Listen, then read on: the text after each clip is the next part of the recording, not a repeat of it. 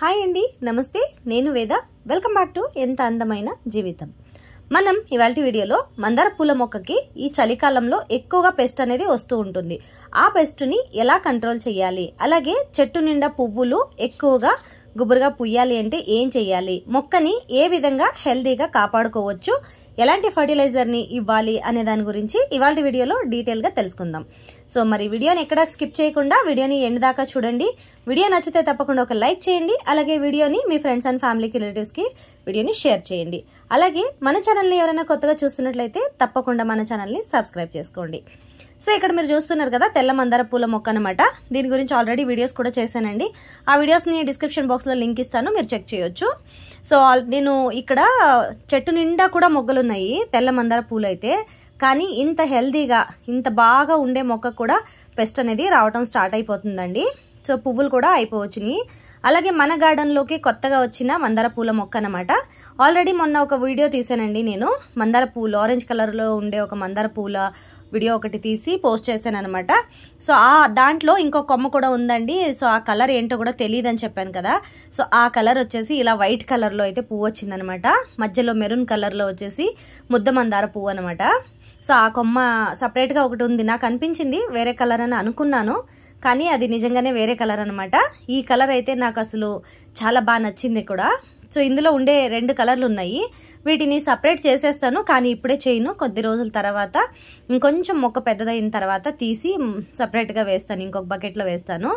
2 ఒక దాంట్లో ఉంటే బాగోవు కదా. సో అందుకే సపరేట్ చేసేస్తాను. ప్రజెంట్గా అయితే ఈ పువ్వు ఫస్ట్ టైం పూసిందనమాట. చాలా అంటే చాలా అందంగా ఉందండి ఈ పువ్వు కూడా.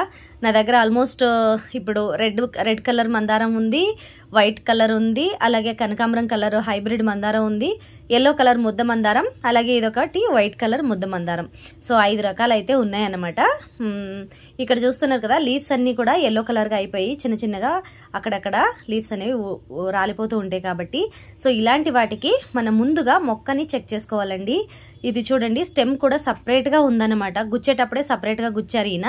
అంటే అది తెలియకుండానే తీసుకొచ్చి ఈ విధంగా ఒకేసారి గుచ్చడం ఎందుకని చెప్పి సపరేట్గా గుచ్చుంచారనమాట. సో అప్పటికి అది కలర్ అయితే వేరుగానే ఉందన్నమాట. చాలా సర్ప్రైజింగ్ అనిపించింది నాకైతే. సో ఇక్కడ నేను ఆకులన్నీ రాలిపోతున్నాయి కదా, వీటికి ఏం చేయాలి అని అంటే, మీరు బనానా పీల్ లిక్విడ్ ఫర్టిలైజర్ని వారానికి ఒకసారి అయితే తప్పకుండా ఇవ్వాలి. అలాగే ఆనియన్ పీల్ లిక్విడ్ ఫర్టిలైజర్ని కూడా ఇవ్వాలి. కానీ పెస్ట్ ఎక్కువగా వస్తుంది అనుకుంటే ముందుగా చీమల వల్లే ఎక్కువగా మనకి పెస్ట్ వస్తూ ఉంటుందండి. నల్ల చీమలు ఏవైతే ఉంటాయి కదా, కొంతమంది అంటారు నల్ల చీమలు వస్తే మంచిదే కదా అని అంటారు. కానీ ఆ నల్ల చీమలు వేరండి, ఇవి వేరనమాట. ఇవి కొంచెం లావుగా ఉంటాయి, ఇవి కుట్టేస్తాయి కూడా మనకి. నల్ల చీమలే చూడటానికి, కానీ కుట్టేస్తాయి కూడా. సో అలాగనమాట. మట్టిలో ఒకసారి మట్టిని ఈ విధంగా లూజ్ చేయండి, మట్టిని తవ్వేయండి. మట్టి తవ్విన తర్వాత ఏంటంటే మట్టి లోపలికి వెళ్ళి గూడులా కట్టుకున్నాయి అన్నమాట ఈ చీమలు. సో నేనేం చేశానంటే, ముందుగా లక్ష్మణ్ రేఖ ఉంటుంది కదండి, చాక్ పీసు, అది తీసుకొచ్చుకున్నాను. సో దాంతో మొత్తం కొమ్మల పైన అంతా గీసేసాను అనమాట. సో చాలా వరకు దీంతో కంట్రోల్ అవుతాయి చీమలు. ముందుగా మనం ఏంటంటే చీమల్ని కంట్రోల్ చేసామనుకోండి, పెస్ట్ అనేది ఆటోమేటిక్గా తగ్గిపోద్ది. సో ఎందుకంటే ఈ పెస్ట్ వచ్చేసి చీమల నుంచే వస్తుంది అనమాట. ఎక్కువగా మందార పూలకి మొక్కలకి చీమల నుంచే ఎక్కువగా పెస్ట్ వచ్చింది అనమాట. అందుకే నేను కొమ్మలతో పాటు మొగ్గలతో పాటు అన్నిటికి కూడా రాసేసాను అనమాట. ఈ మొగ్గకైతే జస్ట్ ఇప్పుడే స్టార్ట్ అయింది, ఇంకే కొమ్మకి లేదు, ఎలాంటి చెట్టుకి కూడా లేదు. ఇది ఒక్కదానికి ఇప్పుడే జస్ట్ స్టార్ట్ అయిందనమాట పెస్ట్ అనేది. సో అందుకే నేనేం చేస్తున్నానంటే, ఇప్పుడు అలా చాక్ పీస్తో మొత్తం అంతా గీసేసి ఇలా బకెట్లో కూడా చుట్టూ గీసేసాను అనమాట. గీసిన తర్వాత మనం నిమ్మకాయలు ఏవైతే ఉంటాయి కదండి, మనం నిమ్మకాయలు తెచ్చుకుంటాము పులిహోరకి, దానికంతా యూస్ చేసుకుంటాము.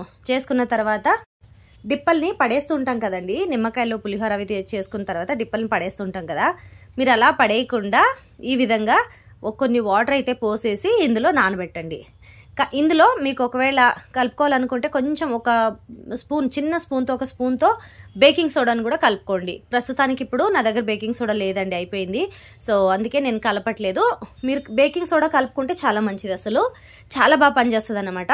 సో ఈ విధంగా కలుపుకొని మొత్తం ఈ నీళ్ళు ఏదైతే ఉన్నాయో ఈ నీళ్ళని పారవేయకుండా ఒక నైట్ అంతా కూడా ఉంచేయండి. మీరు మార్నింగ్ చేసుకుంటే ఈవినింగ్ కానివ్వండి, ఈవినింగ్ చేసుకుంటే మార్నింగ్ దాకా ఈ విధంగా నీళ్ళలో అయితే వేసేసి ఉంచేయండి. ఉంచేసిన తర్వాత చేత్తో ఒకసారి బాగా కలిపేసుకోండి. బాగా కలుపుకున్న తర్వాత ఈ వాటర్ని మనం మొక్కకి స్ప్రే బాటిల్లో వేసుకొని స్ప్రే చేసినా సరే, లేకపోతే చీమలు ఉన్న చోట మొక్క మొదట్లో ఈ విధంగా పోసేసినా సరే. నేను స్ప్రే అయితే చేయట్లేదండి, ఎందుకంటే ఎక్కువగా చెట్లో కానీ మొగ్గల్లో కానీ ఏమీ ఎక్కువగా లేవన్నమాట. నేను మట్టిలోనే పోస్తున్నాను. సో మట్టిలో పోయటం వల్ల ఏంటి అంటే, ఈ విధంగా మట్టి కొంచెం గుల్లగా చేసుకొని మట్టిలో పోయటం వల్ల చీమలు ఒకవేళ మట్టిలో ఏదైనా గూడు కట్టుకున్నా, వాటికి మళ్ళీ మట్టి లోపల కానీ చీమలు ఉన్నా కూడా మనకి కనిపించకుండా ఉంటాయి కదా. సో అలాంటివి అన్ని చీమలు కూడా చనిపోతాయి, లేకపోతే బయటకు వచ్చేస్తాయండి. ఈ బేకింగ్ సోడా, లెమన్ వాటర్ అనేది సిట్రసిక్ కాబట్టి మనకి బాగా పనిచేస్తుంది. చీమలకైతే చాలా, చీమలకి కానీ పెస్ట్ కానీ చాలా బాగా పనిచేస్తుంది అన్నమాట. అలాగే నేను పసుపును కూడా వేస్తానండి. ఒకవేళ పైన మట్టిలో గనక పైనే ఉన్నాయనుకోండి చీమలు ఎక్కువగా లేకుండా, ఎక్కడన్నా అక్కడొకటి ఉన్నాయనుకోండి, నేను కొంచెం చుట్టూ పసుపును కూడా చల్లుకుంటాను అనమాట. ఈ విధంగా పసుపు కూడా చాలా బాగా పనిచేస్తుందండి చీమలకి. నేను పసుపుని చల్లుకుంటాను, అప్పుడప్పుడు లక్ష్మణ్ రేఖ యూజ్ చేస్తూ ఉంటాను, ఇలా లెమన్ వాటర్ని యూజ్ చేస్తూ ఉంటాను. సో ఈ విధంగా చేయడం వల్ల ఏంటంటే మనకి చీమలు అనేవి బాగా తగ్గిపోతాయి, తర్వాత పెస్ట్ అనేది కూడా మెల్లగా తగ్గిపోద్ది. ఒకవేళ మీకు ఆల్రెడీ పెస్ట్ వచ్చేసి ఉందనుకోండి, ఇప్పుడు మనం లెమన్ వాటర్ ఏవైతే ఉన్నాయో ఆ లెమన్ వాటర్లో 1 స్పూన్ బేకింగ్ సోడా, అలాగే 1 స్పూన్ వైట్ వెనిగర్ వేసుకొని మొక్కలకి మొత్తం మీరు స్ప్రే చేసుకున్నారనుకోండి, పెస్ట్ అనేది వీక్లీ 1 టైం మీరు స్ప్రే తప్పకుండా చేయాలి. ఒకవేళ ఎక్కువగా మీకు పెస్ట్ అనేది ఉందనుకోండి, వీక్లీ 2 టైమ్స్ అనేది మీరు స్ప్రే చేసుకోవాల్సి ఉంటుంది. ఈ విధంగా కనుక మీరు స్ప్రే చేసుకున్నారనుకోండి, పెస్ట్ ఎలాంటి పెస్ట్ అయినా సరే తొందరగా తగ్గిపోతుంది అనమాట.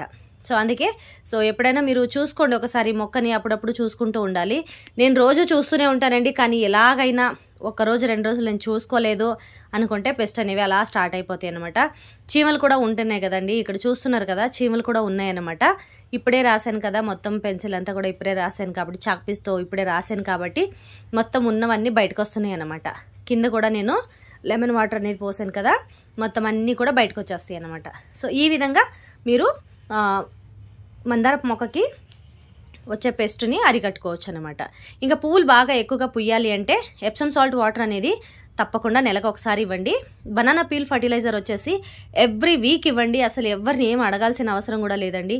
బనానా పీల్ ఫర్టిలైజర్ మాత్రం పూల మొక్కలకి చాలా అంటే చాలా ది బెస్ట్ ఫర్టిలైజర్ అనమాట.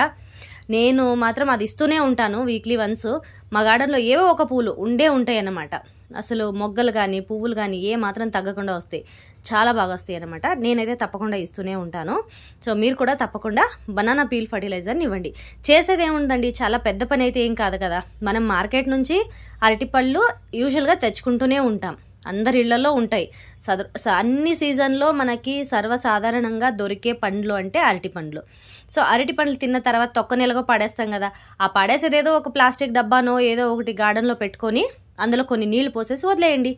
ఒక 2 రోజులు 3 రోజులు అలా వదిలేసి అది ఒక 3-4 రోజుల తర్వాత ఆ నీళ్ళన్నీ తీసేసి మొక్కకు పోసేయండి. వాటర్ కావాలంటే వాటర్ కలుపుకొని పోయండి. లేకపోతే మీరు నెలకు వారానికి 10 రోజులకు ఒకసారి వేస్తానంటే 1 లీటర్కి 1 లీటర్ వాటర్ కలుపుకొని వేయండి. లేదు 3 రోజులకు ఒకసారి వేస్తాను అంటే 1 లీటర్ బనానా పీల్ లిక్విడ్ ఫర్టిలైజర్కి 3 లీటర్ల నీళ్ళు కలిపేసి పోయొచ్చు. సో ఇదన్నమాట.